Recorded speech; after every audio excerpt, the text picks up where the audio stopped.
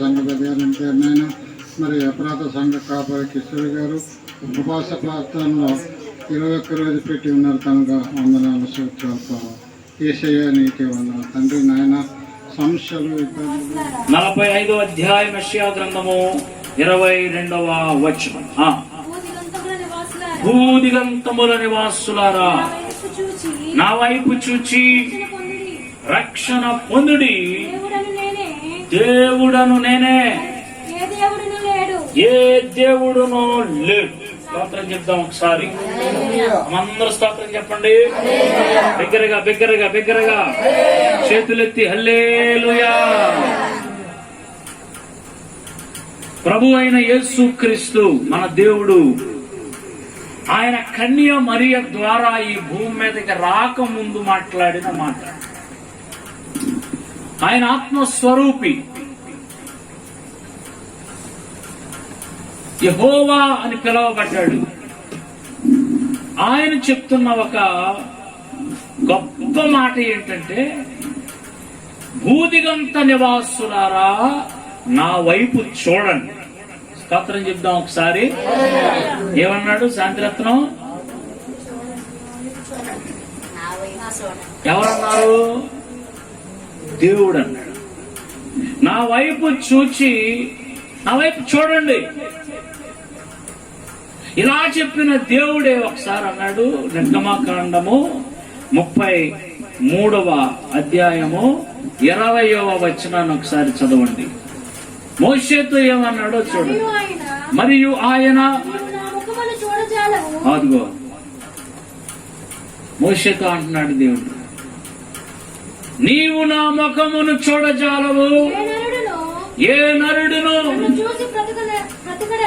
నన్ను చూచి బ్రతకడో. పాత్రం చెప్దాం ఒకసారి, గట్టిగా చెప్పాలి. మొదటి మాట రెండవ మాట తేడా వచ్చేసినాయా లేదా? మొదటి మాట ఏమన్నాడు? భూదిగంతముల వాసులారా నా వైపు చూడండి అన్న దేవుడే మరొక చోట ఏమన్నాడంటే, ఏ నరుడు నన్ను చూచి బ్రతకడు. ఒకసారి పక్క వారికి ప్రైజ్లాడు చెప్పండి, నవ్వుతూ నవ్వుతూ చెప్పండి. పక్క వారిని అడగండి, ఎప్పటికీ దేవుని చూడాలా వద్దా? ఏమా చూడాలా వద్దా? చూస్తే ఏమవుతాం అన్నాడు? ఏ నరుడు బ్రతకడు అన్నాడు. సరే, దేవుణ్ణి చూడటం వల్ల చాలా మేలులు ఉన్నాయి. ఈ రాత్రి జాగ్రత్తగా గమనించండి. ఆయన చెప్తున్నాడు, డైరెక్ట్గా నన్ను చూచిన వాడు ఎవడు లేడు. చూచినా బ్రతకడు. దేవదూతలే ఆయన్ని చూడలేక 2 రెక్కలతో కళ్ళు కప్పుకుంటూ ఉన్నాయి. ఆయన మహిమను గూర్చి, ఆయన యొక్క ప్రభావమును గూర్చి, ఆయన గొప్ప మహిమను గూర్చి ఆయన వివరిస్తూ అన్నాడు, నిజంగా ఆయన్ని చూడలేము. దర్శనంలో చూచిన యోహానే 3 నెలలు కోమాలోకి వెళ్ళిపోయాడు. Praise the Lord. ప్రియుడైన యోహాను పద్మాసులో ప్రియమార యేసుని కరుణించెను. అందరూ పడతాం. ఆయన విశ్వరూపాన్ని దర్శనంలో చూస్తేనే ఆయన 3 నెలలు కామాలోకి వెళ్ళిపోయాడు. అలాంటి ప్రభువు మనల్ని అంటున్నాడు, రాగరాయి లబ్బర్తి కిండ్రలో ఉన్న మనల్ని అంటున్నాడు, నా వైపు చూచి రక్షణ పొందండి. Praise the Lord. ఏంటి దేవుని వైపు చూడటం అంటే? దేవుని వైపు చూస్తే అద్భుత కార్యాలు మన జీవితంలో దేవుడు చేయటానికి సంసిద్ధుడిగా ఉన్నాడు. దేవుని వైపు చూస్తే ఆశ్చర్య కార్యాలు చేయటానికి దేవుడు సిద్ధంగా ఉన్నాడు. ఆయన కాంతిని, ఆయన దర్శనములో, ఆయన పరలోక మహిమలో చూడటం గురించి ఆయన మాట్లాడటం లేదు, కానీ ఈ చూడటం వేరు. నా వైపు చూడండి అనే మాటకు అర్థం ఏంటంటే, వెండి మీద గాని, బంగారం మీద గాని, నీ యొక్క ధనధాన్యాల మీద కానీ నీవు మనస్సు పెట్టకుండా నీ సర్వ దృష్టిని నా మీదే సారించాలి అని దేవుడు చెప్తున్నాడు. దేవునినే చూడటం అంటే అర్థం ఏంటంటే, కంప్లీట్ గా దేవుని మీద ఆనుకోవటం. దేవా నీవే దిక్కు అన్నట్టుగా బ్రతకటమే దేవుణ్ణి చూడటం. అర్థమైతే దేవునికి స్తోత్రం చెప్పండి. దర్శనాల్లో చూడటం కాదు, సమీపించరాని తేజస్సులో దేవదూతలు చూచిన ఆ చూపులు కాదు, యోహాను చూచినట్టుగా దర్శనంలో విశ్వరూపాన్ని చూడటం కాదు. అలా చూస్తే చచ్చిపోతాం మనం. కానీ ఇప్పుడు బ్రతికున్నప్పుడు మారుమూల సంఘాల్లో, చిన్న చిన్న సంఘాల్లో దేవుణ్ణి నమ్ముకొని బాప్తిసాలు పొంది రక్షణ పొందిన మనకు చెప్తున్నాడు దేవుడు, నీ కంప్లీట్ మనస్సు నా మీద ఉండాలి. అది నన్ను చూడటం అంటే. నీ ఆత్మీయ నేత్రము నన్ను చూడాలి. 24 గంటల్లో ఎక్కువ సమయం నీ మనస్సు నా కోసం తప్పించాలి. అది నన్ను చూడటం. చూడండి ఒకసారి 26వ వచనం. దేవుని బ్రతిమాలుకొనిన యెడల ఆయన వానిని కటాక్షించును. కావునవాడు ఆయన ముఖము చూచి సంతోషించును.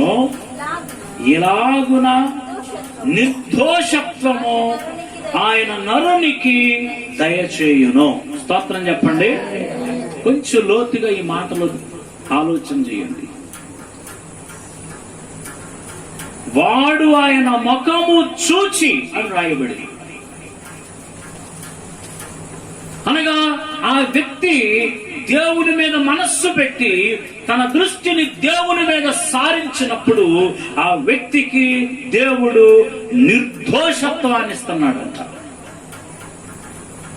పాపములన్నీ కడిగివేసి, దోషములన్నీ కడిగివేసి, ప్రతి విధమైన కళంకాన్ని దేవుడు కడిగివేసి ఒక మనిషికి నిర్దోషత్వాన్ని, ఒక మనిషిని దేవుడు శుద్ధి చేయాలి అనంటే, ఒక మనిషిని దేవుడు పాపముల నుండి విడిపించాలి అనంటే ఆ మనిషి దేవుని వైపు చూడాలి. Praise the Lord. గట్టిగా హల్లెలూయా.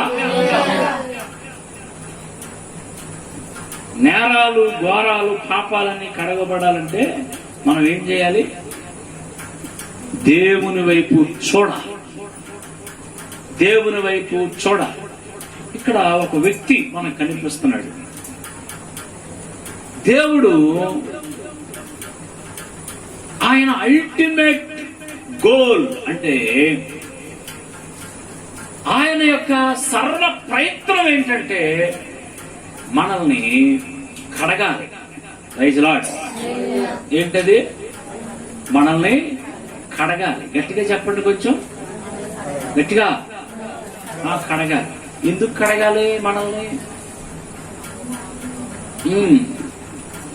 ఈ పాపలోకం, ఈ మాయలోకం, ఈ భయంకరమైన పరిస్థితుల్లో ఉన్నాం గనక మనిషిని ఏదో విధంగా కడగాలి అని దేవుడు ఆలోచిస్తా ఉన్నాడు. మనిషిని ఏదో విధంగా శుద్ధి చేయాలి అని దేవుడు ఆలోచిస్తా ఉన్నాడు. ఈ వచనాలు జాగ్రత్తగా పరిశీలన చేస్తే 16వ వచనం చూడండి ఏముందో. నరులు గర్విష్ఠులు కాకుండా చేయనట్లు ఏం చేయడానికంట? గర్విష్ఠులు కాకుండా చేయనట్లు. నరులు పాపులైపోయి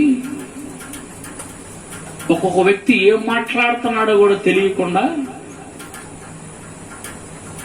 పాపము లోపలికి వెళ్ళిపోయిన తర్వాత ఏదో విధంగా ఆ మనిషిని అంతం చేయుడు గాని ఆ మనిషిని ఏదో విధంగా తన యొద్దకు రాబట్టుకొని ఆ మనిషిని శుద్ధి చేయాలన్నది దేవుని యొక్క కోరిక. ఆ మనిషిని ఏం చేస్తున్నాడంట? పాపంలో ఉన్న మనిషిని, పాపంలో ఉన్న మనిషి పాపములో పొర్లుతూ ఉన్నటువంటి కాలంలో దేవుడు ఆ మనిషికి ఒక శిక్షణ ఇస్తున్నాడు. ఎలాగా చదవన్నావా? నరులు గర్విష్ఠులు కాకుండా చేయనట్లు, తాము తలచిన కార్యము వారు మానుకొని చేయనట్లు, కోతికి పోకుండా వారిని కాపాడినట్లు, కత్తి వలన నశింపకుండా వారి ప్రాణమును తప్పించినట్లు. ఈ పాపాలు, ఈ భయంకరమైన కార్యాలు, ఈ భక్తిహీనత వలన వాడు నాశనమైపోతాడేమో అని దేవుడు తలంచి 19వ వచనంలో వ్యాధి చేత కొంతమందిని మంచం ఎక్కిస్తాడంట.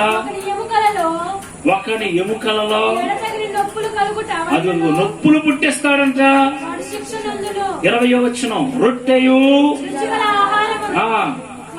తినముద్దావదంట ఆహారం అలా చిక్కుపోతాడంట.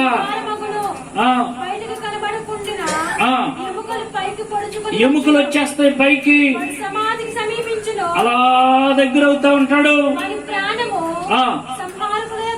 స్తోత్రం చెప్పండి, స్తోత్రం చెప్పండి, స్తోత్రం చెప్పండి. అమ్మ గట్టిగా చెప్పాలి హల్లెలూయా. కాళ్ళ నొప్పులు, చేతుల నొప్పులు ఉన్నవాళ్ళు హల్లెలూయా చెప్పండి. ఇక్కడ ఉంది చూడండి, ఏముంది ఇక్కడ? ఒకని ఎముకలలో ఎడతెగని నొప్పులు కలుగును, అంతేకాదు మంచం ఎక్కించును, రుచిగల ఆహారము వానికి అసహ్యమగును. ఈ లక్షణాలు నాకు ఉన్నాయండి బాబు అన్నవాళ్ళు ఒకసారి చేయతున్నాను. ఇవన్నీ ఎక్కడి నుంచో కాదు, కావాలని దేవుడే మనకు పుట్టిస్తున్నాడంటే. చివరికి ఏం చేస్తామని అక్కడ వాక్యంలో మనం చదువుకుంటున్నాం 26లో, వాడు దేవునిని చూస్తాడనంట. స్తోత్రం.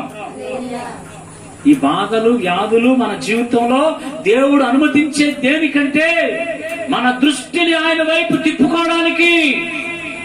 హల్లెలూయా. అప్పులున్న వాళ్ళు చేయగలుగుతారు, అన్నవాళ్ళు అందరూ ఇచ్చేస్తాం. మా ఇంట్లో అనారోగ్యం ఉందండి అన్నవాళ్ళు చేయొద్దండి. మా ఇంట్లో తగు ఉందండి అన్నవాళ్ళు చేయొద్దండి. ఇవన్నీ రాశాడు కదా దేవుడు. శిక్షణ అంత శిక్షణ. ఈ శిక్షణలన్నీ ఎందుకు దేవుడు అంటే మన దృష్టి ఎవరి వైపు తిప్పుతామని. దేవునికి స్తోత్రం. గట్టిగా హల్లెలూయా. ఓ దేవుని వైపు తిప్పుతామని. ఎందుకు తిప్పాలి అనంటే మనల్ని శుద్ధి చేయడానికి వేరే మార్గం లేదు ఆయనకి. ఆయన వైపు తిరిగిన వాళ్ళని, ఆయన చూచే వాళ్ళని మాత్రమే ఆయన శుద్ధి చేస్తాం. మోషే అరణ్యములో గొర్రెలు మేపుకుంటూ అక్కడికి వెళ్ళి, మీకు తెలుసు, మండుచున్న పొద 40 సంవత్సరాలు గొర్రెల మందల్ని మేపి మేపి మేపి వచ్చేసాడు ఐగుప్తు నుండి. భయంకరమైన కోపిష్టి, భయంకరమైన కోపగొట్టాడు. కొట్టే ఐగుప్తుడు ఎందులోకి పోయాడంట? ఇసుకలోకి పోయాడంట. ఐగుప్తుడు కప్పెట్టేశాడంట ఇసుకలో. హల్లెలూయా చెప్పండి. అంత కోపిష్టి, అంత కోపిష్టి వెళ్ళిపోయాడు. ఇప్పుడు దేవుడు మోషే చూడగా, ప్రైజ్ ది లార్డ్, గట్టిగా హల్లెలూయా, బిగ్గరగా హల్లెలూయా. పక్కవారు చేయబట్టుకోండి, హల్లెలూయా చెప్పండి, చెప్పించండి బిగ్గరగా బిగ్గరగా హల్లెలూయా. మోషే చూడగా అక్కడ ఏం కనబడింది అనంటే మండుచున్న పొద. ఆ పొద కాలిపోలేదంట, మండుచు ఉన్నది ఆ పొద. మోషే వెళ్ళిపోయాడు, దగ్గరికి వెళ్ళిపోయి చూస్తున్నాడంట. అదే దేవుడికి కావాలి. స్తోత్రం. ఆయన చూడటమే దేవునికి కావాలి. పరిశుద్ధ స్థలం. నీ కాళ్ళకు ఉన్న చెప్పులు చర్మపు చెప్పులు, తోలు చెప్పులు, శరీర కార్యాలు అవి తీసేయ్ అనగానే మోషే తీసేశాడు.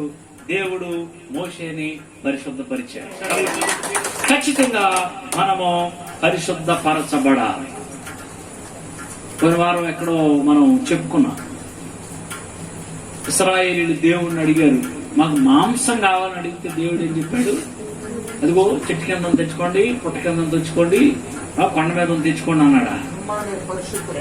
రేపటికి మిమ్మల్ని మీరు పరిశుద్ధపరచుకోండి. ఆశలు నెరవేరాలి, ప్రార్థనకు జవాబులు రావాలి అంటే పరిశుద్ధపరచబడాలి. ఖచ్చితంగా రెండవ రాకడలో ఆయన ఎదుర్కోవాలి అనంటే, సంఘం ఆయన ఎదుర్కొని పరలోకము చేరాలి అనంటే, కన్ను మూసినప్పుడు పరలోకం వెళ్ళాలి అనంటే, ఇదిగో ఎవ్రీ డే మనం దేవుని వైపు చూడాలి. ఆయన మనల్ని పరిశుద్ధ గట్టిగా హల్లెలూయా.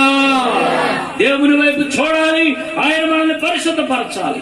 దేవుని వైపు చూడాలి, ఆయన మనల్ని పరిశుద్ధపరచాలి. చూడటం పరిశుద్ధత పొందుకోవటం, చూడటం పరిశుద్ధత పొందుకోవటం. ఇది ఎప్పుడు చేద్దాం మనం? సోమవారమా, మంగళవారం ఏమా? ఆయన చూడటం అంటే ఎప్పుడు చేద్దాం? రోజు ఎవ్రీ డే. అందుకే దావీదు కూడా అన్నాడు ఏమనంటే, నేను వేకువనే లేచెదను, ఆయన ముఖ దర్శనము చేశాడు. ఆరంభించెద యేసు నీతో, యేసు నీతో ప్రతిక్షణం, ఆస్వాదించెద నీ మాటల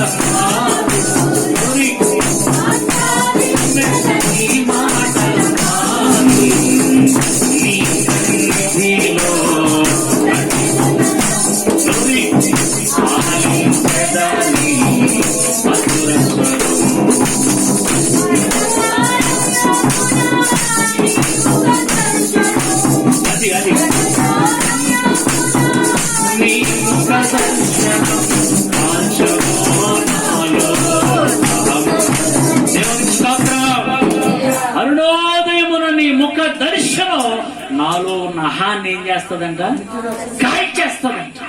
అంటే ఆయన్ని చూస్తే చాలు మనం పరిశుద్ధపరచబడతాం. ఎవ్రీడే పరిశుద్ధపరచబడాలి. పాపముతో మరణిస్తే నరకానికి వెళతాం, రెండవ రాకడలో ఆయన వస్తే విడువబడతాం. ఇవి జరగకూడదు. మనం ఆశీర్వదించబడాలి అనంటే మనము పరిశుద్ధపరచబడాలి. మనము పరిశుద్ధపరచబడాలి అనంటే మనము దేవుని చూడాలి. అర్థమైతే స్తోత్రం చెప్పండి. ఇన్ని శ్రమలు నీకు రావటం ఆయనకి తెలియదు, ఆయన చూడటం లేదా? ఇన్ని శ్రమలు నిన్ను చుట్టుకోవటం ఆయన చూడటం లేదా అంటే చూస్తున్నాడు. కానీ ఆయన కోరిక ఏంటంటే ఈ శ్రమలన్నిటినీ నీవు గమనించుకొని నీవు ఆయన తట్టు చూడాలని ఆయన కోరుతా ఉన్నాడు. ఆయన తట్టు చూడాలని, ఆయన తట్టు చూడాలని. చూస్తే ఏమిస్తావు తండ్రి? దేవుడు అంటున్నాడు, నిన్ను పరిశుద్ధపరుస్తాను. నా ప్రియ విశ్వాసి, నేను నిన్ను పరిశుద్ధపరచకపోతే నీకు ఆశీర్వాదం ఉండదు. నేను నిన్ను పరిశుద్ధపరచకపోతే నువ్వు పరలోకానికి చేరవు. నేను నిన్ను పరిశుద్ధపరచకపోతే నేను నీకు ఇవ్వాలనుకున్న ఆశీర్వాదాన్ని కూడా నేను ఇవ్వలేను. నువ్వు నా వైపు చూడు, నా వైపు చూడు. ఎంత ఘోర స్థితిలో ఉన్నా, ఎంత ఘోర పాపములో ఉన్నా, జయించలేని పాపములోని ఉన్నా నా వైపు చూస్తే నేను నీకు బలాన్ని ఇస్తాను, నిన్ను నేను పరిశుద్ధపరుస్తానని దేవుడు చెప్తున్నాడు. నిర్దోషత్వాన్ని ఇస్తానంట దేవుని వైపు చూస్తే. జాగ్రత్తగా దేవుని మాటల్ని గమనించండి ప్రియులారా. ఒక మాట చదువుదాం, చూడండి, ఒక మాట చదువుదాం. దేవుని వాక్యము నుండి కీర్తనల గ్రంథము 121 కీర్తన మొదటి వచనం. నేను యెహోవాకు మొరపెట్టి తిని కొండల తట్టు నా కన్నులెత్తుచున్నాను. కొండల తట్టు నా కన్నులెత్తుచున్నాను. సహాయము ఎక్కడి నుండి వచ్చును? ఓ దేవునికి స్తోత్రం చెప్పండి ఒకసారి. కొండల తట్టు నా కన్నులెత్తుచున్నాను, నాకు సహాయము ఎక్కడ నుండి వచ్చునో. దావీదు యాత్ర కీర్తన రాస్తా అన్నాడు. ఆ యాత్రలో వెళుతూ కొండల తట్టు నా కన్నులెత్తుచున్నాను. నేను తప్పు చేస్తున్నా. Praise the Lord. బిగ్గరగా చెప్పాలి హల్లెలూయా. కొండల తట్టు నా కన్నులెత్తుచున్నాను అని చెప్తూ ఆ మాటలకు అర్థం ఏంటంటే నేను తప్పు చేస్తున్నా. నా కన్నులు ఎత్తవలసింది, నా కన్నులు చూడవలసింది కొండల తట్టు కాదు. ఏ సమయంలో చెప్తున్నాడు ఈ మాట అనంటే యాత్రలో ఉన్నాడు. ఆ యాత్రలో ఎన్నెన్నో శ్రమలు, నాగుపాములు, భుజంగములు, భయంకరమైన కీడులు, భయంకరమైన ఆపదలు, భయంకరమైన శ్రమలు కనిపిస్తుంది. వేటకాని ఊరి, నాశనకరమైన తెగులు, పగటి వేళగురు బాణము, రాత్రి వేళ సంచరించే తెగులు, గుడారాన్ని సమీపించే తెగులు. ఈ ప్రక్క 10,000 మంది, ఇంకొక ప్రక్క కూలి పడిపోతారు. నాగుపాములు, భుజంగాలు, భయంకరమైన శోధనలు.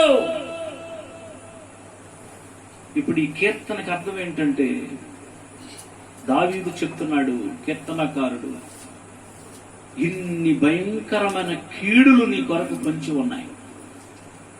నిన్ను, నీ బిడ్డల్ని, నీ కుటుంబాన్ని మృంగివేయడానికి దుష్టుని యొక్క బాణములు, భయంకరమైన కీడులు అవన్నీ ఎదురు చూస్తూ ఉండగా రాబోవు కీడుల నుండి నిన్ను ఎవరు తప్పిస్తారు? రాబోవు కీడుల నుంచి నువ్వు ఎలా తప్పించుకుంటావనంటే ఒకటే మార్గం, నువ్వు దేవుని తట్టు చూడాలి. Praise the Lord. కొండల తట్టు కాదు, వ్యవసాయముల తట్టు కాదు, నీ బంధువుల తట్టు కాదు, లోకము వైపు కాదు, రాజకీయ పలుకుబడి వైపు కాదు, వారి వైపు వీరి వైపు కాదు. యెహోవా వల్లనే నాకు సహాయము, నా కళ్ళు ఆయన్నే చూస్తాయి. Praise the Lord. దేవునికి స్తోత్రం. ఎవరి వైపు చూడాలి? కీడుల నుంచి తప్పించుకోవాలి అని అంటే క్లియర్ గా చెప్పేశాడు అపోస్తలుడైన పౌలు. విశ్వాసమునకు కర్తయు దానిని కొనసాగించువాడైన యేసు వైపు చూచుచు మీ ఎదుట ఉన్న పందెపు రంగములో ఓపికతో పరిగెత్తండి. కీడులు ఎవరు తప్పిస్తారనుకుంటున్నాం? ఈ మధ్య కాలంలోనే భయంకరమైన మరణాలు, డెంగ్యూ జ్వరములు, గతంలో కరోనా జ్వరములు, ఇప్పుడు పోస్ట్ కోవిడ్ కూడా ఎవరు తప్పిస్తారు? యాక్సిడెంట్లు ఎలా తప్పించుకుంటావు? సాతాను శోధనలు ఎలా తప్పించుకుంటావు? మరణ భయములు ఎలా తప్పించుకుంటావు? దేవుని వైపుకు చూడక భక్తి చేస్తున్నాం అనుకుంటూనే దేవుని వైపు చూడకుండా వ్యర్థమైన వాటి వైపు చూచి ఆపదలలో పడిపోతున్న వారు చాలా మంది ఉన్నారు. కీడులలో పడిపోతున్న వారు చాలా మంది ఉన్నారు. ఈ రాత్రి దేవుని వాక్యాన్ని వింటున్న నా ప్రియ సహోదరి సహోదరుడా, సముద్రం మీద నడిచి వస్తున్నాడంట. ఎవరు?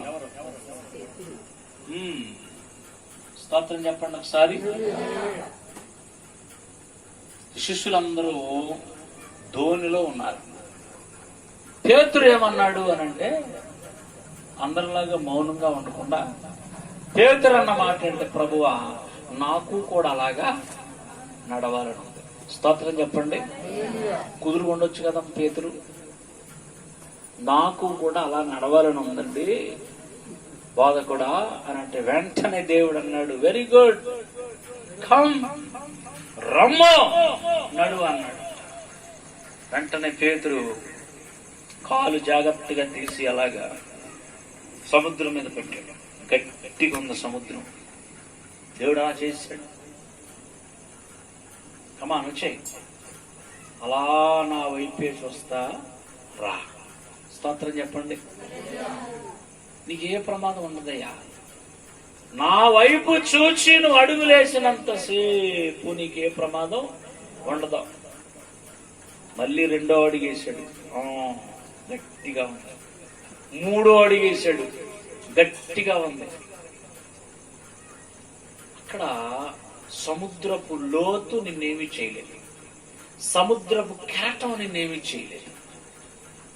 నీ ఎదుట అనారోగ్యం, నీ ఎదుట భయంకరమైన శ్రమ, భయంకరమైన కీడు ఏది కనిపించదు. ఆయన్నే చూస్తా అలా అడుగులు వేయి, అడుగులు వేయి, అడుగులు వేయి. Praise the Lord. అక్కడ పేతురుని గురించి రాయబడిన మాట ఏంటంటే, అంతటా పేతురు గాలిని చూచి భయపడినవాడు. ఆయన దేన్ని చూచాడంట? అంతవరకు దేన్ని చూచాడు? దేవుణ్ణి చూచాడు. గాలిని చూచి భయపడిన ఆ మాట చదువుతున్నప్పుడు నాకు అనిపించింది, దయ్యం పట్టుకున్న వాళ్ళని ఏం పట్టుకుందంటారు? అమ్మా రాత్రులు అయ్యగారు ప్రార్థన చేసి నూనెకాయ ఉండే ప్రార్థన చేసి ఏం పడిపోతుందే? అదిగో గాలి పడిపోతుందండి. పీకిన గాలి ఏంటి?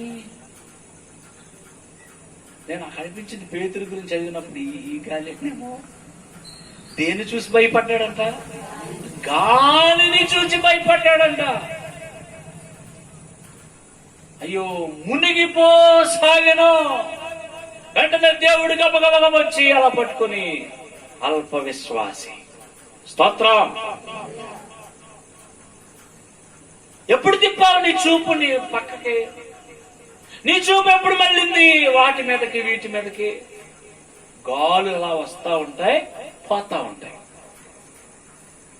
అది గాలి. ఎందుకు చూచావు పక్కకి? ఇప్పుడు ఏమైందో చూడు. కీడులో పడిపోయావు, ఇరుకులో పడిపోయావు నువ్వు. నేను నీ మీద జాలి పడ్డాను కాబట్టి సరిపోయింది, లేవనెత్తాను. లేకపోతే సముద్రం అడుగ్గా పోయేవాడు ఈ పాటికి నువ్వు. కాబట్టి నువ్వు దాన్ని దీన్ని చూడకు. నీ దృష్టి ఎప్పుడు నా మీదే ఉండాలి. వ్యవసాయం చేసుకో, కూలికెళ్ళు, మట్టి పనికెళ్ళు, రాయి పనికెళ్ళు, పార పనికెళ్ళు, ఊడుపులకెళ్ళు, కోతలకెళ్ళు, ఇంకా తుప్పలు నరుకెళ్ళు, పిండేయడానికి వెళ్ళు. దానికి చెప్పాలి మీరు. అదిగో గొప్పకెళ్ళు, ఇంకటి సాయంత్రం చింతపట్ల వెళ్ళు, పిక్కలు కోయడానికి వెళ్ళు, చెరువు పనికి వెళ్ళు, దేనికంటే వెళ్ళు, పని చేసుకో. నీ మనస్సు మాత్రం దేవుని మీద ఉండాలి. Praise the Lord. అనగా నీ ఆత్మీయ నేత్రం మాత్రమే చూస్తానే ఉన్నా. ఎప్పుడు అనుకునేవాడు అబ్రహాము. 300 మంది బాడీ గార్డులు ఉన్నారు, విస్తారమైన ఆస్తి ఉంది, 5 రాజుల్ని ఒక్కసారే నేను ఓడించి వచ్చేసాను. ఈ ఆస్తంతా చూసుకొని, ఈ ఆస్తంతా అబ్రహాం ఎలా చూసుకునేవాడు అంటే అంతే. బంగారం చూసుకునేవాడు, వెండి చూసుకునేవాడు, ఆ గుడారాలు చూసుకునేవాడు, విస్తారమైన పనులను చూసుకునేవాడు. కానీ ఎప్పుడు కూడా దేవుడు దేనికి నిర్మాణకుడును శిల్పి అయి ఉన్నాడు, ఆ పునాదులు కలిగిన పట్టణం వైపే చూస్తున్నాడంట అబ్రహాం. చప్పట్లు కొట్టి దేవుని మహిమపరచండి. ఇంత ఆస్తి, ఇంత హడావిడి, ఇంత బిజీ పర్సన్ అయినా తన దృష్టంతా దేవుళ్ళే చూస్తా ఉంది, దృష్టంతా దేవుడి మీదే ఉంది. అందుకే అబ్రహాం మీద దేవుడు ఏగవాలని వాళ్ళ దేవుడు. Praise the Lord. ఎక్కడికి వెళ్ళినా అక్కడ ఆశీర్వాదం, ఎక్కడికి వెళ్ళినా అక్కడ ఆశీర్వాదం. చివరిగా ఒక విషయాన్ని చెప్పి నేను ముగిస్తాను. అది ఏంటంటే, దేవుడు ఆయన వైపు మనం దృష్టి నిలిపి ఆయన్నే చూస్తే గనుక మనల్ని నిర్దోషులుగా చేస్తాడు. 2, మనల్ని ప్రతి కీడు నుండి ఆయన తప్పిస్తాడు. ఒక్క మాట, మార్కు సువార్తలో 5వ అధ్యాయంలో ఆయన 21వ వచనంలో యేసు మరలా దోణి ఎక్కి యేసు దోణి ఎక్కాడు. అద్దరికి వెళ్ళినప్పుడు బహు జన సమూహము ఆయన ఎదురు కూడి వచ్చెను. ఆయన సముద్ర తీరమున ఉండగా సమాజ మందిరపు అధికారులలో యాయిరు అను ఒకడు వచ్చాడు. ఆయనను ఏం చేశాడు? అది ఇంపార్టెంట్ మనకి. స్తోత్రం. సమాజపు మందిరపు అధికారి వచ్చి యేసుని చూచాడంట. స్తోత్రం చెప్పాలి. ఏం చేశాడు? మొట్టమొదటిగా కార్యం అది చేస్తే చాలు. అసలు భక్తుడు చేయవలసిన పని అది. కానుకలు ఇవ్వటం, పాటలు పాడటం, వాయిద్యాలు వాయించటం ఇదంతా తర్వాత. ముందు ఆయన యొద్దకు వచ్చిన భక్తుడికి ఉండవలసిన గుణం ఏంటంటే ఆయనను చూచాడంట. ముందు ప్రైజ్ లార్డ్. ఆయనే కనపడాలి. చూచాడు. చూచి అంటున్నాడు, అయ్యా నా చిన్న కుమార్తె చావనై ఉన్నది, అది బాగుపడి బ్రతుకున్నట్లు నీవు వచ్చి దాని మీద చేతులుంచయ్యా అని అన్నాడంట. స్తోత్రం చెప్పండి. నా చిన్న కుమార్తె చచ్చిపోయేలాగుంది, నీవు ఒక్కసారి వచ్చి ఆమె మీద చేతులయ్యా. ఈ ప్రార్థన అంతా చేసే ముందు అతను చేసిన పని ఏంటంటే చూచాడంట. Praise lord. చూచాడంట. వాక్యం జాగ్రత్తగా గమనించండి. మాటకు ఆ వచనాల్లో గమనించండి.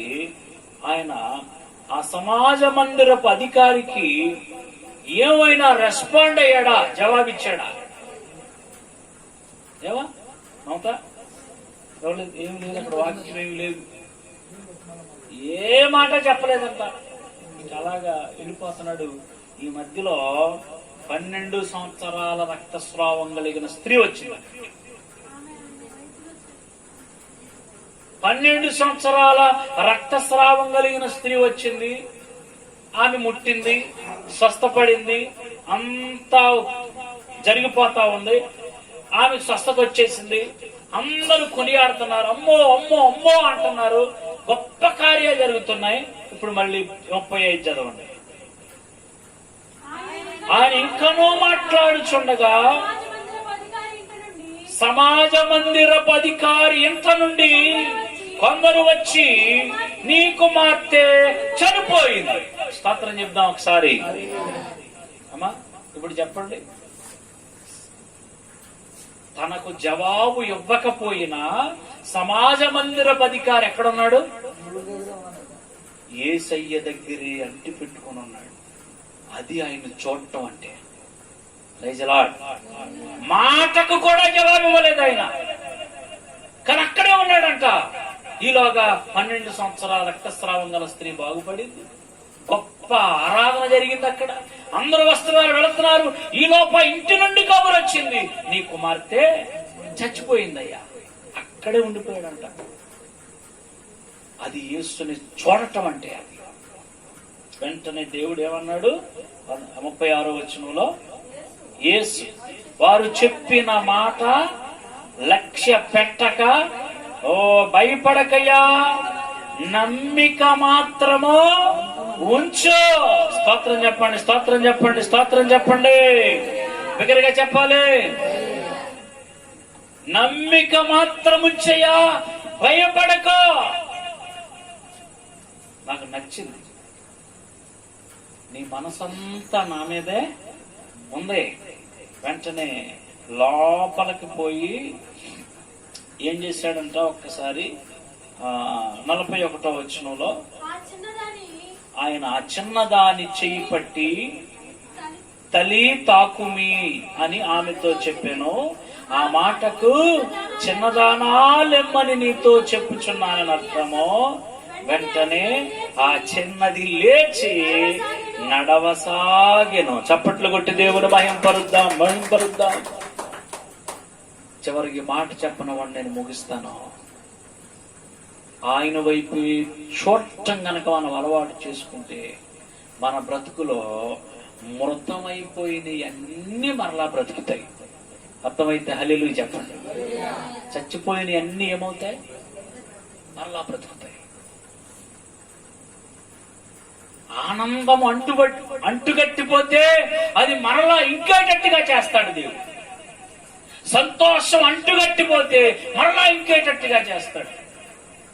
అన్నీ ఉన్నాయి. ఒక వ్యక్తికి తన బ్రతుకులో నెమ్మది లేదండి, తన బ్రతుకులో ఆనందం లేదు, తన బ్రతుకులో ఏమాత్రం సంతోషం లేదు. పెద్ద ఉద్యోగం ఉంది, ట్యాక్స్ కలెక్టర్ అంటే ఎంఆర్ఓ ఉద్యోగం ఉంది, కానీ హ్యాండిక్యాప్డ్ కోటాలో అతనికి ఆ ఉద్యోగం వచ్చినట్టు. అతని పేరు జక్కయ్య. స్తోత్రం. ఎంత ఉండేవాడు? ఎంత? అది ఎంత పొడుగు? జనాలు తనను తొక్కేస్తారేమో భయపడ్డాడు. ఎంత ఎంత ఎంత హైట్? ఒక 2.5 అలా ఉంటాడు. ఒకే ఒక కోరుకుందంట, యేసుని చూడాలి. స్తోత్రం. యేసుని చూడాలి. ఆ ఒక్క కోరిక. ఇక దేని విషయం మీద మనసు పెట్టకుండా యేసునే చూడాలి, యేసునే చూడాలి. జక్కయ్య తన జీవితంలో ఒక మృత తుల్యమైన పరిస్థితిలో ఉన్నాడు. ఇంటిలో సంతోషం లేదు, శాపం, దోషం, భయంకరమైన పరిస్థితుల్లో ఉన్నాడు. జక్కయ్య ఇంటికి వెళ్ళి, జక్కయ్య నేడు నీ ఇంటికి రక్షణ వచ్చింది, భూ దిగంత నివాసులారా నా వైపు చూచి రక్షణ పొందండి. గొప్ప మార్పు వచ్చేసింది. జక్కయ్య ఇల్లంతా మారిపోయింది. జక్కయ్య ఇల్లంతా కూడా మారిపోయింది. ఇప్పుడు ఆయన వైపు చూచేవారు ఎంతమంది ఉన్నారు? ఈ రాత్రి వాక్యాన్ని అర్థం చేసుకో. 24 hours లో 7-8 గంటలు పడుకుంటావు, 7-8 గంటలు పని చేస్తావు, 16 గంటలు ఇందులోనే పోయింది. ఇంకా ఎన్ని గంటలు ఉంది మనకి? ఇంకొక 8 గంటలు. ఎంత సమయం నీ మనస్సు ఆయన మీద నిలుపుతున్నావు? ఎంత సమయం నీ మనస్సు ఆయన చూస్తుంది? నీ జీవితంలో నీకు నిర్దోషత్వం, పరిశుద్ధత కావాలి. నీ జీవితంలో కీడులు తప్పించబడాలి. నీ జీవితంలో ఏమి అడుగట్టిపోయిందో అదంతా నీకు మరలా రావాలి అని అంటే నువ్వు ఆయన వైపు చూడాలి. అంటే నీ మనస్సు ఆయన వైపే, ఆయన మీదే ఆశ పెట్టుకుని ఉండాలి. ఎక్కువగా నీ ఆలోచన ఆయన మీదే ఉండాలి. ఆ పరిశుద్ధత లేకపోతే దేవుని ఆశీర్వాదాన్ని పొందలేము. దేవుని కాపుదల లేకపోతే కీడు నుండి తప్పించుకోలేము. ఇక పోయిన ఆనందం, పోయిన సంతోషం ఇక అలానే అయితే ఇక మరలా నీ జీవితం ఇప్పటికిప్పుడే చిగురించదు. పరిస్థితులు మారి మన జీవితాలు కళగా ఉండాలి, మన జీవితాలు సంతోషంగా ఉండాలి, మన కుటుంబాలు ఆనందంగా ఉండాలి, ప్రతి బిడ్డ పరలోకం చేరాలి. ప్రతి దినము మన మనస్సు ఆయన్ని చూడటానికి, ఆయన్ని ధ్యానించడానికి, మన ఆత్మీయ నేత్రము ఆయన వైపు దృష్టి సారించడానికి మనల్ని మనం పురికొల్పుకుందాం. కళ్ళు మూసుకుందాం, కళ్ళు మూసుకుందాం, కళ్ళు మూసుకుందాం. అందరము చిన్న ప్రార్థన చేద్దాం. అందరము చిన్న ప్రార్థన.